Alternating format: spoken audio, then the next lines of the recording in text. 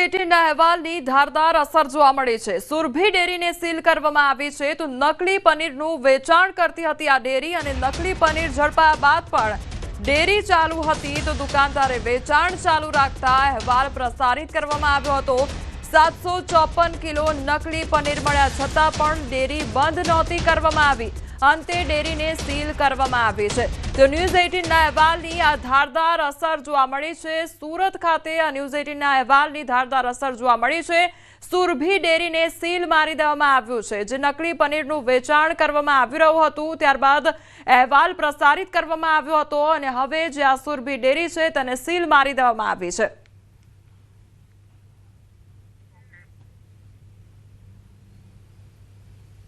1000 करता વધુ કિલો નકલી દરરોજનું પનીર બનીને વેચનારી સુરભી ડેરીમાં આરોગ્ય વિભાગના અધિકારીઓના 4 હાથ હતા। 3 દિવસ ઘટનાને થઈ ગયા છે, ચોથો દિવસ થયા છતાં પણ આ દુકાનને સીલ કરી નથી। ત્યારે કહી શકાય કે ન્યૂઝ 18 ગુજરાતીએ સવારમાં અહેવાલ બતાવ્યો હતો કે આટલું મોટું રેકેટ પકડાયા બાદ પણ આરોગ્ય વિભાગ કોઈપણ જાતની કામગીરી નથી કરતું। ત્યારે દ્રશ્ય જોઈ શકાય છે કે ન્યૂઝ 18ના અહેવાલના અસર અને અધિકારીઓને પૂછવામાં આવેલા સવાલ બાદ આરોગ્ય વિભાગ હવે દુકાનને સીલ મારવા પહોંચ્યું છે। હજુ પણ કહી શકાય આરોગ્ય વિભાગના અધિકારીઓની બેદરકારી છે, કારણ કે સીલ મારવા પહોંચ્યો છે આરોગ્ય વિભાગનો પ્યુન પટાવાળો પહોંચ્યો છે। હજુ સુધી સ્પોટ પર એક પણ અધિકારી પહોંચ્યા નથી, કારણ કે આરોગ્ય વિભાગના અધિકારીઓની નિગરાણીમાં દુકાન ચાલતી હોય તેવું સ્પષ્ટપણે દેખાઈ રહ્યું છે। અધિકારીઓ પહોંચ્યા છે, અધિકારી જોડે સીધા વાત કરીશું। સાહેબ, આપનું નામ? મેડમ, આપનું નામ? Hetal Desai, food safety officer, Surat महानगर पालिका।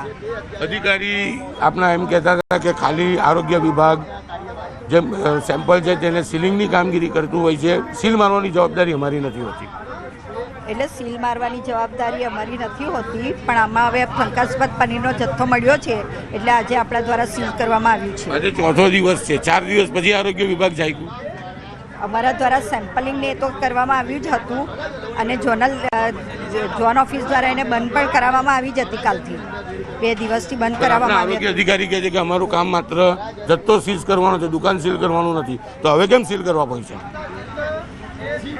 એટલે માટે તો હવે બિલકુલ આરોગ્ય વિભાગના અધિકારીઓ પાસે જવાબ નથી, કારણ કે બેજવાબદારી સવારે જ દેખાઈ આવી હતી કે ઘટનાનો ચોથો દિવસ છે અને ચોથા દિવસે આ દુકાન સીલ કરવા પહોંચ્યા છે। જો કે ગઈકાલ સાંજ સુધી અહીંયા પનીર વેચાતું હતું। ગઈકાલે આરોગ્ય વિભાગ દ્વારા અહીંયા સેમ્પલિંગ કરી 17 કિલો કહી શકાય કે પનીરનો જથ્થો કબજે કરવામાં આવ્યો છે। એટલે કે છેલ્લા 2 દિવસમાં 1000 કિલો કરતાં વધુ જથ્થો મેળવી લીધો છે, સેમ્પલિંગ કરી છે। માલિક કબૂલ કરે છે નકલી પનીર હોવા છતાં પણ આરોગ્ય વિભાગ કામગીરી કરતી નથી અને હવે કહી શકાય છે કે આરોગ્ય વિભાગની ટીમો પહોંચીને કામગીરી કરી રહી છે। ત્યારે સૌથી મોટો સવાલ ઊભો થઈ રહ્યો છે કે આરોગ્ય વિભાગની કેવી બેજવાબદારી। સવારમાં જે બ્રહ્મભટ્ટ સાહેબ છે તેમનું કહેવું હતું કે આરોગ્ય વિભાગ સીઝિંગ જે જથ્થો છે તેને સીઝ કરતી હોય છે, પણ કહી શકાય દુકાન સીલ કરવાની સત્તા તેમની પાસે નથી। પણ જ્યારે મીડિયાએ અહેવાલ પ્રસારિત કર્યો, ન્યૂઝ 18એ અહેવાલ પ્રસારિત કર્યો, ત્યારબાદ કહી શકાય કે તેઓ પહોંચ્યા છે સીલિંગ કરવા માટે અને અત્યારે આરોગ્ય વિભાગના પ્યુન દ્વારા દુકાનની તાળાને સીલ મારવામાં આવે છે। એટલે કે દરરોજ 1000 કિલો પનીર બનાવી આખા શહેરની હોટલોમાં સપ્લાય કરનાર સુરભી ડેરી પર હવે કાર્યવાહી શરૂ કરવામાં આવી છે। કેમેરામેન જીગર ગુગલ સાથે કીર્તેશ પટેલ, ન્યૂઝ 18 ગુજરાતી, સુરત। નવરંગપુરા કમલા સોસાયટીના બંગલોમાં ઘરફોડ ચોરીની ઘટના સામે આવી છે।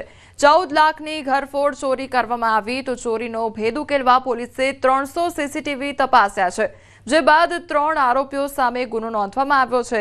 ચોરીની આ ઘટનામાં પોલીસે પરેશ અને શૈલેષ નામના 2 આરોપીઓની ધરપકડ કરી છે।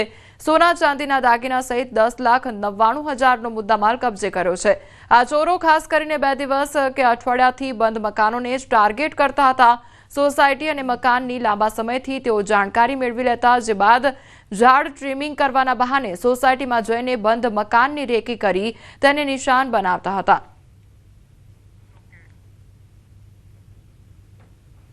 દિવાળીના વેકેશન દરમિયાન કમલા સોસાયટીમાં એક બંગલોઝમાં 14 લાખથી પણ વધુ કિંમતની એક ઘરફોડ ચોરી થવા પામેલી હતી।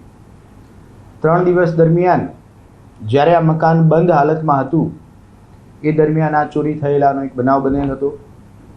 પોલીસને જાણ થતાં જ નવરંગપુરા પોલીસના અધિકારી કર્મચારીઓ અને ઝોન 1 એલસીબીના પોલીસ અધિકારી કર્મચારીઓ આ ચોરી ડિટેક્ટ કરવા માટે લાગી ગયેલા હતા.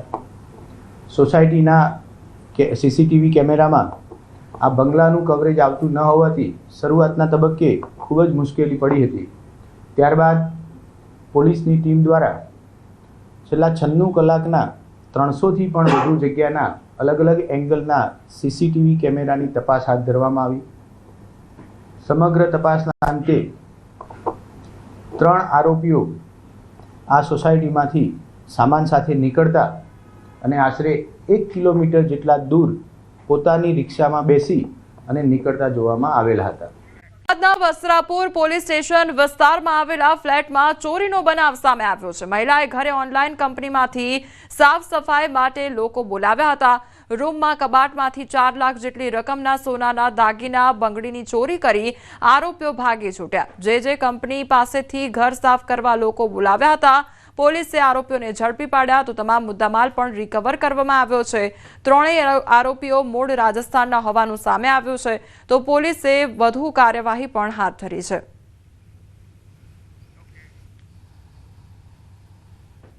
વસ્ત્રાપુર પોલીસ સ્ટેશનની અંદર હમણાં એક ગુનો દાખલ કરવામાં આવ્યો છે, જેમાં બહારની એજન્સી દ્વારા સફાઈ કામદારોને આપણે બોલાવીએ છીએ. એવી એક કંપની છે જે ક્લિનિક કંપની પાસેથી જયાબેન ભરતકુમાર પટેલ જે વસ્ત્રાપુર વિસ્તારમાં રહે છે, તેમનું ઘર સાફસૂફ કરવાનું હોય તો તેમને આ કંપની સાથે કોન્ટેક કરી અને માણસો બોલાવ્યા હતા. સફાઈ દરમિયાન યુક્તિ પ્રયુક્તિ વાપરી અને 4 લાખ રૂપિયા જે માતબર રકમના ઘરેણામાં સોનાનો સેટ, સોનાની બંગડી, બ્રેસલેટ અને કૃષ્ણ ભગવાનનું પેન્ડલવાળું સોનાનું એમ કુલ 4 લાખ રૂપિયાનો મુદ્દામાલ ચોરી ગયેલા. જે હકીકતની ફરિયાદ વસ્ત્રાપુર પોલીસ સ્ટેશનમાં દાખલ થતાં તાત્કાલિક પોલીસ હરકતમાં આવી. કોલ ડિટેલ્સના આધારે એ લોકોને ત્યાં 2 જણને દબોચી લીધા. એક જે આરોપી હતો આ કામમાં અર્જુન શંકરલાલ, બીજા છે લોકેશ અને સુનિલ, તો એને મહેસાણાથી પણ અમે એને પકડી લીધો છે. રાજકોટના ઉપલેટામાં કારમાંથી વિદેશી દારૂ ઝડપાયો છે. 470 દારૂની બોટલ સાથે 2 શખ્સને ઝડપી પાડવામાં આવ્યા છે. કારની ડેકીમાં ચોરખાનું બનાવીને દારૂ સંતાડવામાં આવ્યો હતો તો પોલીસે બાતમીના આધારે ગાંધી ચોકમાં દરોડા પાડ્યા હતા. પોલીસે દારૂ, કાર, મોબાઈલ જપ્ત કર્યા છે. પોલીસે કુલ 4.49 લાખનો જે મુદ્દામાલ છે તે જપ્ત કર્યો છે. તો દારૂનો જથ્થો જપ્ત કરવામાં આવ્યો છે. પોલીસ દ્વારા દરોડા પાડવામાં આવ્યા હતા અને બુટલેગર દ્વારા જે નવો કિમિયો છે તે અપનાવવામાં આવ્યો હતો. ચોરખાનું બનાવીને દારૂ સંતાડવામાં આવ્યો હતો. કારની ડેકીમાં ચોરખાનું બનાવવામાં આવ્યું હતું અને લગભગ 470 જેટલી જે દારૂની બોટલો છે તે જપ્ત કરવામાં આવી છે. દિલ્હી બ્લાસ્ટ મામલે મોડાસામાં પણ હવે તપાસ હાથ ધરવામાં આવી રહી છે. 3 મહિના પહેલા એક આતંકી મોડાસાથી ઝડપાયો હતો અને 3 મહિના પહેલા અલ-કાયદાનો આતંકીને એટીએસે ઉઠાવ્યો હતો. તો મોડાસા શહેરમાં એલસીબી અને એસઓજીની તપાસ હાથ ધરવામાં આવી છે.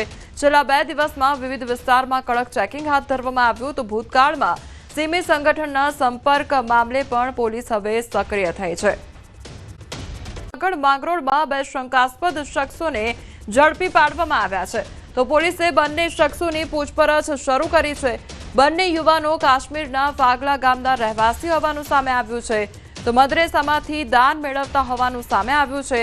માંગરોળની હોટલમાંથી આજે બંને શંકાસ્પદ લોકો છે તે ઝડપાયા છે તો બંને શખ્સો 2 દિવસ પહેલા માંગરોળ ખાતે આવ્યા હતા અને હવે તેઓની પૂછપરછ શરૂ કરવામાં આવી છે. તો માંગરોળનો આ બનાવ સામે આવ્યો છે કે જ્યાં 2 શંકાસ્પદ વ્યક્તિ છે તે લોકોને ઝડપી પાડવામાં આવ્યા છે. સંવાદદાતા અમારી સાથે જોડાઈ ગયા છે. માંગરોળ ખાતે જે 2 શંકાસ્પદ શખ્સો છે તેમને ઝડપી પાડવામાં આવ્યા છે. હાલ કયા પ્રકારે તપાસ હાથ ધરવામાં આવી છે?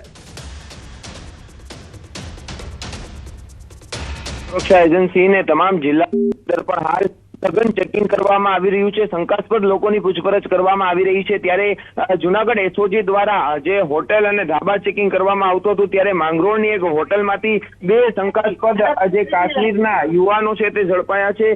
આ બંને શખ્સોની પૂછપરછ છે તે એસઓજી ઓફિસ ખાતે લાવી અને શરૂ કરવામાં આવી છે. ખાસ કરીને કાશ્મીરના જે ફાગલા ગામ, જે સુરનકોટ તાલુકાનું ફાગલા ગામ છે, ત્યાંના બંને છે જુનૈદ અહેમદ મુકરાણી અને નિયાઝ અહેમદ મુકરાણી આ બંને સગા ભાઈ છે અને આ બંને માંગરોળની અંદર જે મદ્રેસાઓ હોય છે ત્યાં દાન લેવા આવ્યા હોવાની પ્રાથમિક માહિતી છે અને હાલ આ બંને જે શખ્સો છે તેની પૂછપરછ શરૂ કરવામાં આવી છે.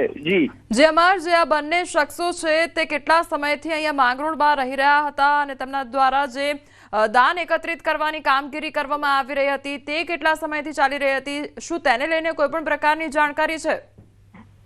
2 દિવસ પહેલા તે માંગરોળની અંદર આવ્યા હોવાની માહિતી છે. માંગરોળમાં કઈ રીતે પહોંચ્યા, ક્યાંથી આવ્યા તે અંગે પોલીસ હાલ પૂછપરછ કરી રહી છે. ખાસ કરીને માંગરોળની અંદર 2 દિવસ પહેલા પહોંચ્યા અને જુદા જુદા જે મદ્રેસાઓ હોય છે ત્યાં આ બંને શખ્સો છે તે દાન માટે આવ્યા હોવાની પ્રાથમિક માહિતી આપી રહ્યા છે. તેમની પાસેથી બેગ પણ મળી આવ્યા છે. આ બેગની અંદર શું છે, કયા કયા ડોક્યુમેન્ટ છે તે બાબતે પણ હાલ પોલીસ તપાસ કરી રહી છે. ખાસ કરીને એક બેગની અંદરથી ભારતનો જે તિરંગો છે તે પણ મળી આવ્યો છે. એટલે કે ખાસ કરીને આ જે બંને યુવાનો છે તે કઈ રીતના જુનાગઢ માંગરોળ પહોંચ્યા છે તે અંગે તપાસ હાલ થઈ રહી છે. જી અમાર સમગ્ર માહિતી બદલ આપનો આભાર.